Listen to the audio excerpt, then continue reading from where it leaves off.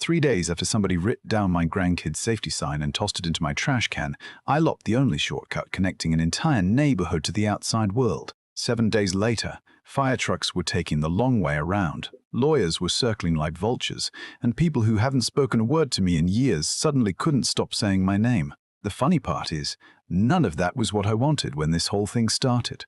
My name is Walter Grayson. I'm 61 years old, retired from 36 years of commercial electrical work, and I live just outside a small town near Knoxville, Tennessee. If you've ever known electricians, you probably know we're not usually dramatic people. We spend our lives fixing problems hidden behind walls, tracing things back to where they started, and trying not to make situations worse than they already are.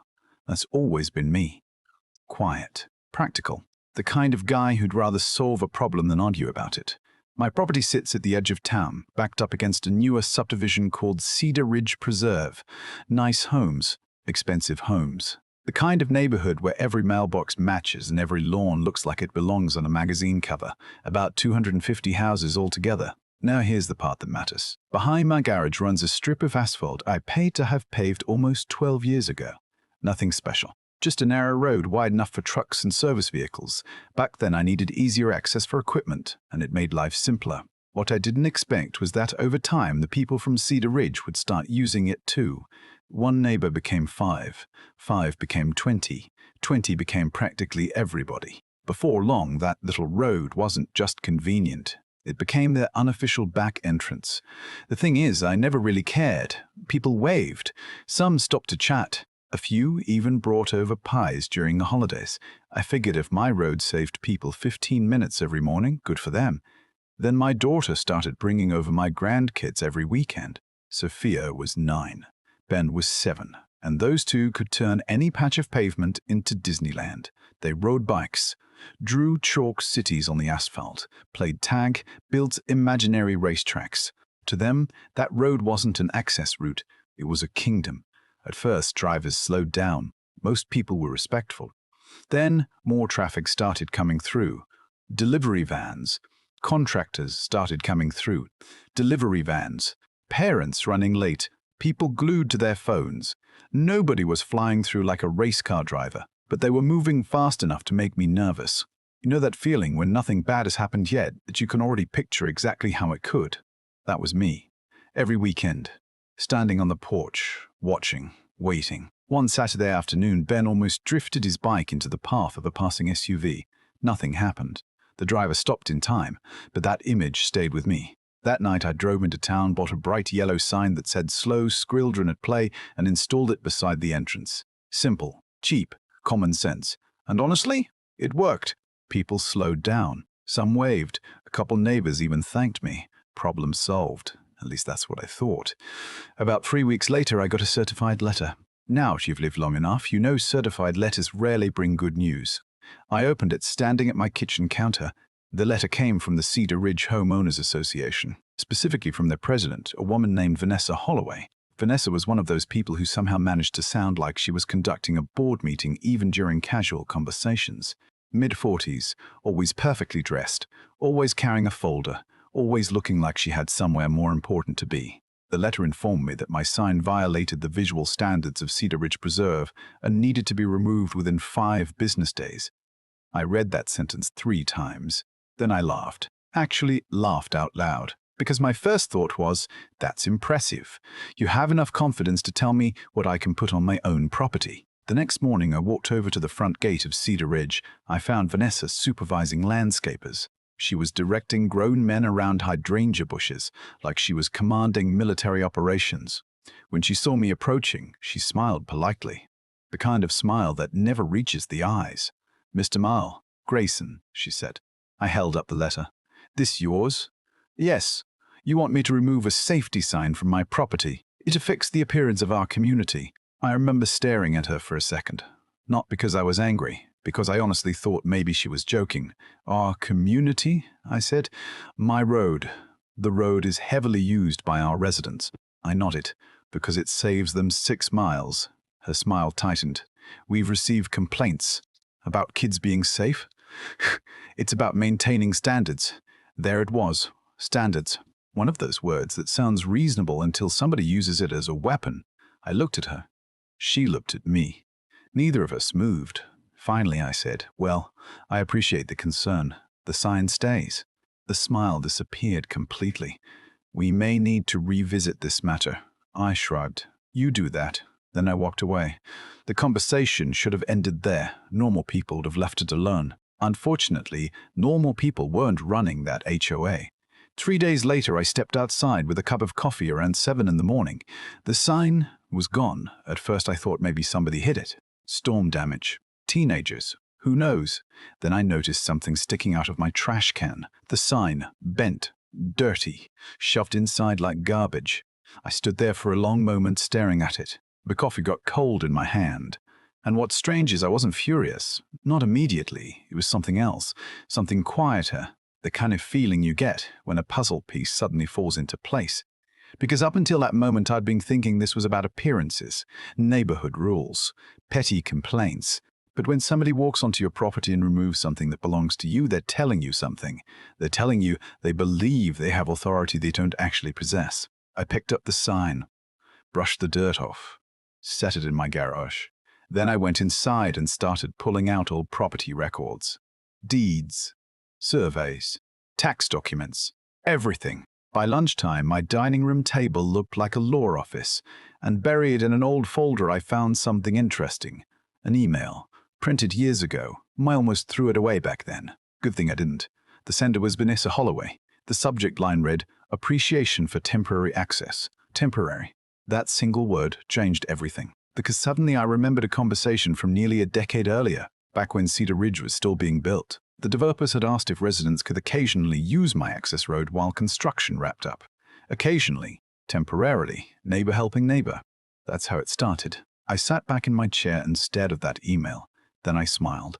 Not because I was planning revenge, not yet, because for the first time I realized something important. The road everyone treated like theirs had never actually belonged to them.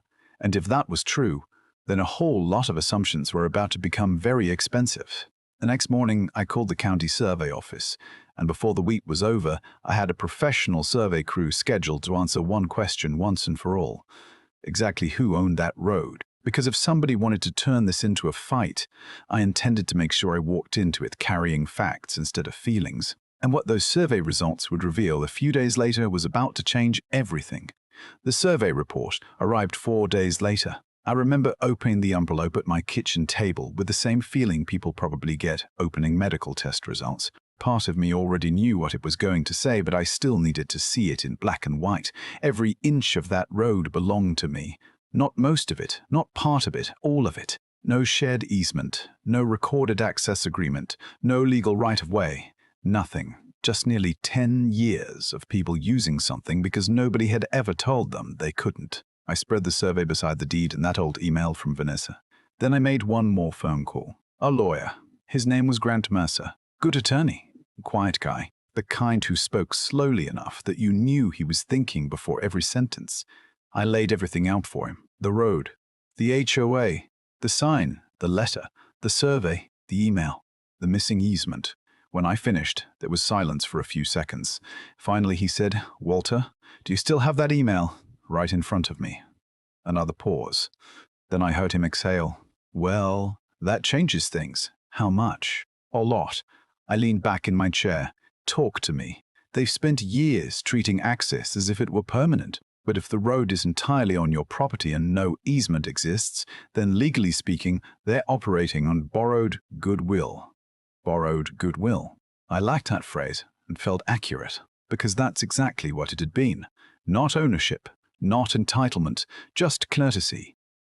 "What are my options?" I asked. "You can continue allowing access, or you can negotiate. And if I don't feel like negotiating, you can revoke access." The room got quiet. I looked out the window toward the road. Cars were moving through it right then. A delivery truck, 2 SUVs, a landscaping trailer, all acting like the road had always belonged to them. "What happens if I close it?" Grant was quiet for a moment. "They won't like it." I laughed. I already figured that part out. "No, Walter.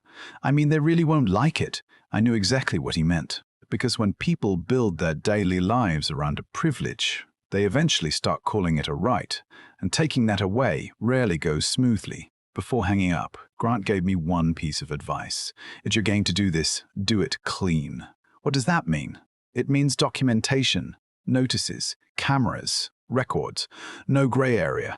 If this becomes a fight, make sure you're the adult in the room. That stuck with me. The adult in the room. By Friday, I had made up my mind. Not because of the sign, not even because of Vanessa. The sign was only the symptom. The real problem was the assumption underneath it. The assumption that my property somehow existed to serve people who felt entitled to it. So I hired a crew. Nothing fancy. 2 men I'd known for years. 1 former contractor, 1 welder. Reliable guys. We measured the entrance and spent most of the day installing a steel gate. 16 feet wide. Heavy-duty hinges. Electronic lock.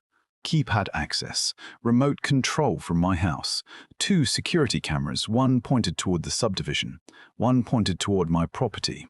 By mid-afternoon, the gate was standing there like it had always belonged, which, in a way, it did. As we worked, cars slowed down. People stared. A few stopped. Most looked confused. 1 man in a luxury pickup rolled down his window. "What's going on?" I wiped sweat off my forehead. "Private property." He frowned. "What does that mean?" "It means I'm installing a gate." He laughed. I actually laughed, like I had told a joke. Then he realized I wasn't joking. The smile disappeared. "Wait, people use this road." "I know, you can't block it." I looked at him. "That's an interesting theory." His expression changed instantly. The realization started settling in. The same realization I'd had days earlier. This road wasn't theirs.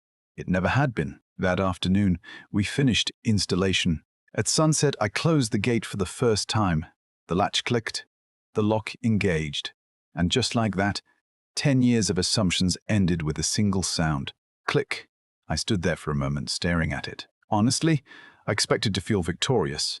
Instead, I mostly felt calm, like I'd finally locked a door that should have been locked years ago. Then I mailed the letters. Certified, just like Vanessa's. Inside were copies of everything. Survey, deed, property records, a formal notice revoking access, no insults, no threats, no emotional language. Just facts. The road is private property. No easement exists. Access is terminated, effective immediately. Future discussions may be directed through legal counsel. Simple, professional, clean, exactly like Grant advised. The first phone call came 6 hours later. I ignored it. The second call came 15 minutes after that, then another, then another. By the 5th call, I answered.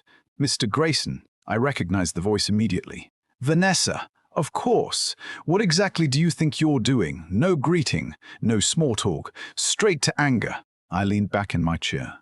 I believe the letter explained that. You cannot close access to Cedar Ridge. I didn't. Silence. Then I added, "I closed access to my property." The silence became heavier. "You are creating serious problems."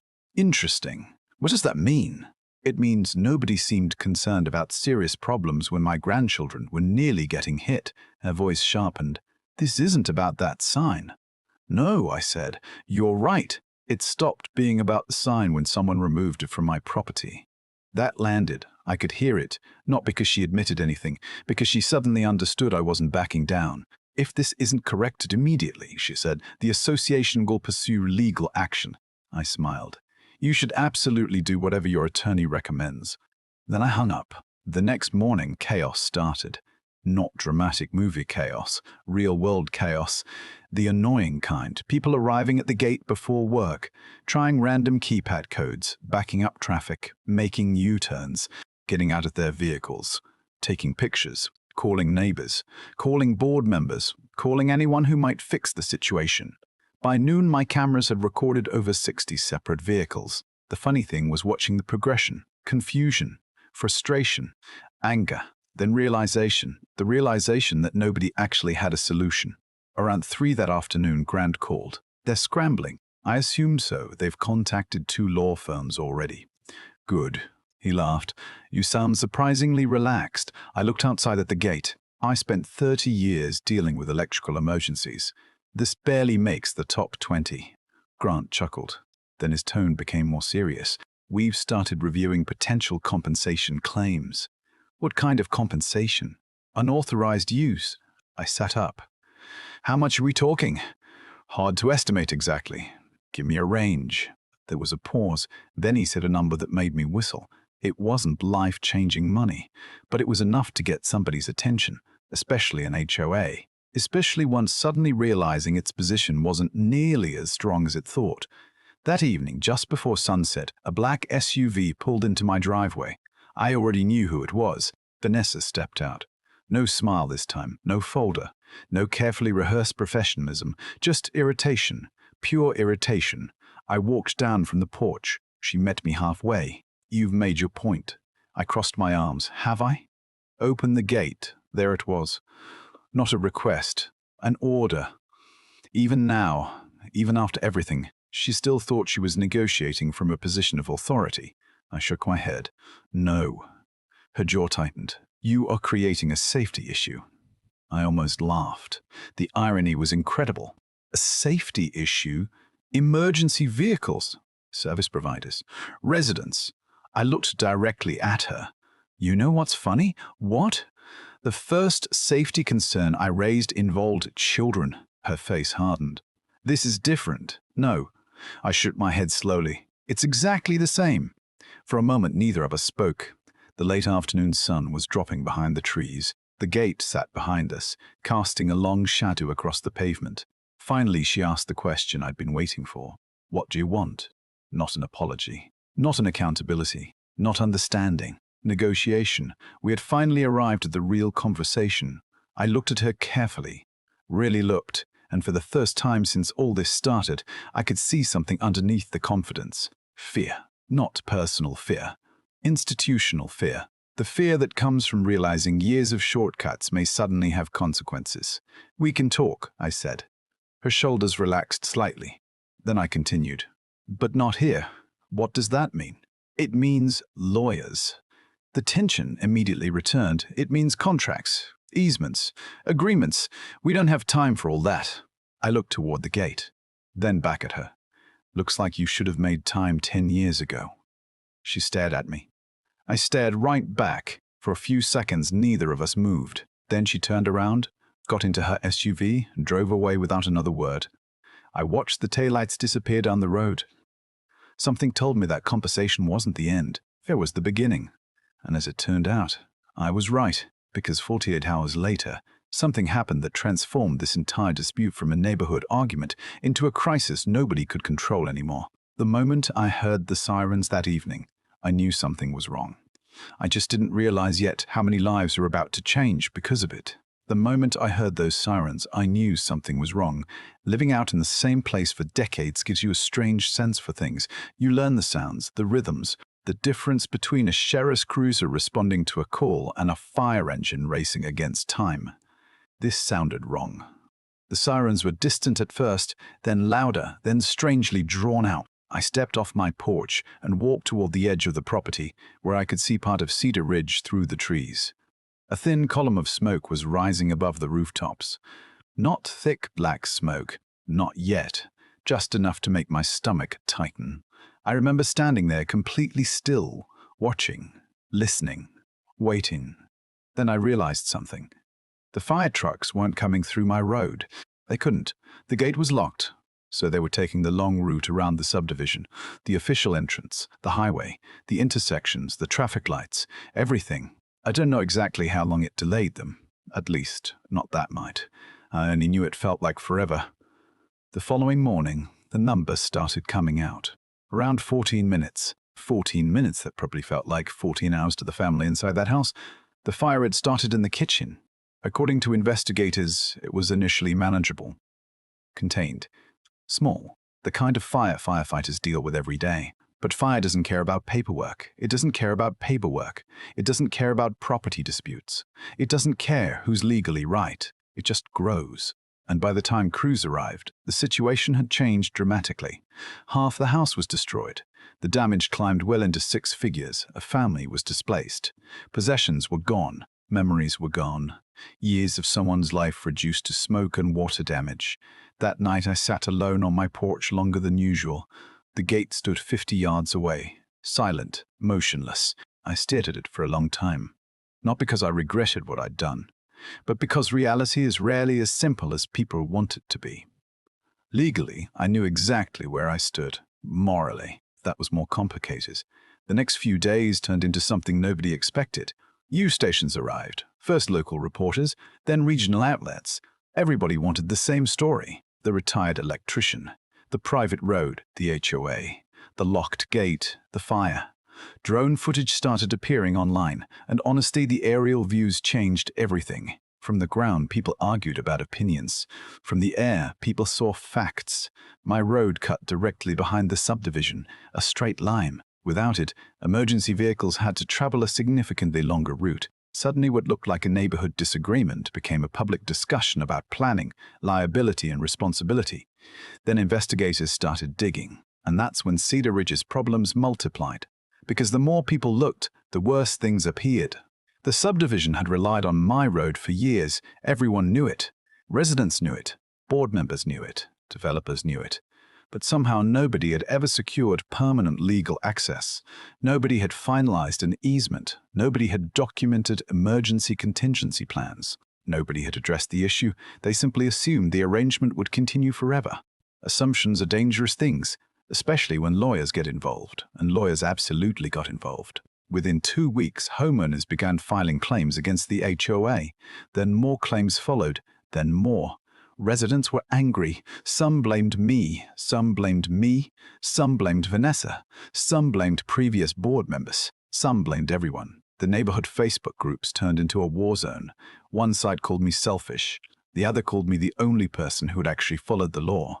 People who had never met me suddenly had very strong opinions about me. Funny how that works. One morning I stopped at a diner for breakfast and overheard 2 strangers arguing about the situation from the booth behind me.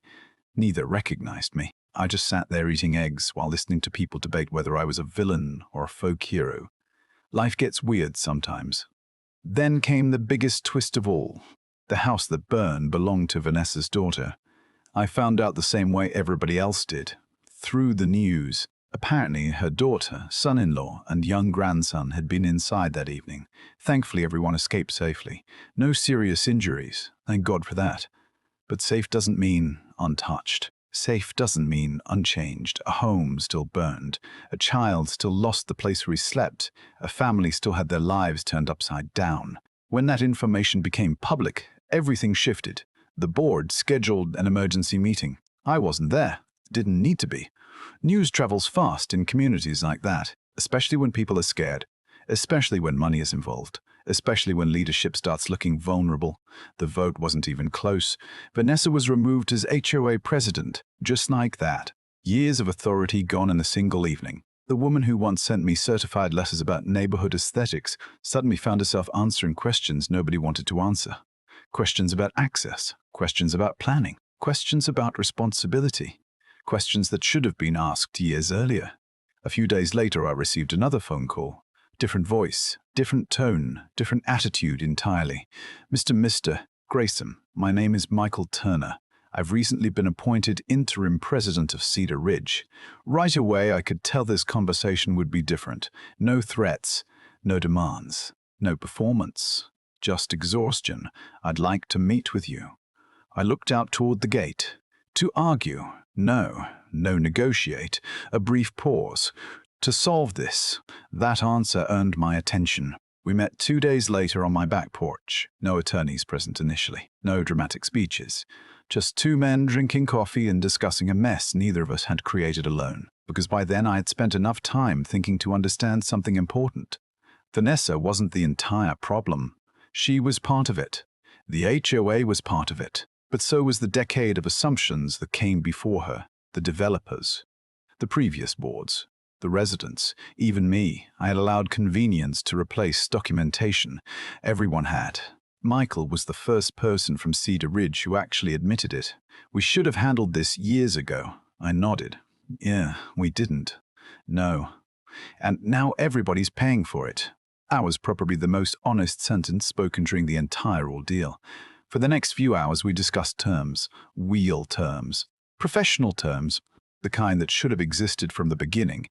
I wanted a formal easement, monthly compensation, maintenance responsibilities, insurance protections. legal reimbursement, clear penalties, clear expectations. Everything documented, everything enforceable, everything transparent, no handshakes, no assumptions, no future misunderstandings. When I finished outlining my conditions, Michael sat quietly for a moment. Then he surprised me. "I think the board will approve that." No fight, no outrage, no dramatic reaction, because by that point, reality had already done the negotiating. 48 hours later, the agreement was signed. A long-term easement, monthly payments, maintenance obligations, legal protections, everything official. For the first time in nearly a decade, the arrangement finally existed on paper instead of trust alone. The following morning, I opened the gate, not because anyone bullied me into it, not because I lost, not because they won, because the situation had finally become what it should have been all along. A legal agreement between adults. A few weeks later, my original safety sign went back up. Actually, 3 signs went up. Bright, visible, impossible to ignore. And something interesting happened. People slowed down, not because a rule forced them to, because they finally understood why the sign was there. The road felt different after that, more respectful, more intentional, less taken for granted. As for Vanessa, she eventually reached out through attorneys. There were separate matters to resolve, personal matters. We handled them quietly. No public drama, no revenge speech, no movie ending. Just paperwork. About 6 months later, she moved away. A new family bought the house. Life continued. Because that's what life does. These days, I still sit on the same porch most evenings. Same rocking chair, same view, same road. Cars still pass by. Kids still ride bicycles. The difference is that now everybody knows exactly where the boundaries are. And strangely enough, that knowledge seems to make people better neighbors. But here's the question that still sticks with me. Where exactly did this story go wrong? Was it when someone removed my sign? Was it when I locked the gate? Was it when the HOA started treating courtesy like ownership? Or was it years earlier when everyone involved chose convenience over responsibility? I'd spent a lot of evenings thinking about that, and honestly, I still don't know the answer. Maybe nobody was completely right. Maybe nobody was completely wrong. Maybe this was one of those situations where pride, assumptions, and poor decisions slowly piled up until something finally broke. What I do know is this. A simple sign meant to protect 2 children ended up exposing problems an entire community had ignored for years, and that's something worth thinking about. So now I'd like to hear from you. If you were standing in my shoes, what would you have done? Would you have removed the sign and kept the peace? Would you have locked the gate? Would you have negotiated earlier? Or do you think everyone involved shares some responsibility for how this unfolded? Drop your thoughts in the comments below, because I genuinely want to know where you stand on this one. And if you've ever dealt with an HOA, a property dispute, or a situation where doing what's legal didn't necessarily feel simple, share your story too. I read far more comments than people probably realize, and trust me, conversations like this are usually a lot more interesting than the headlines ever are.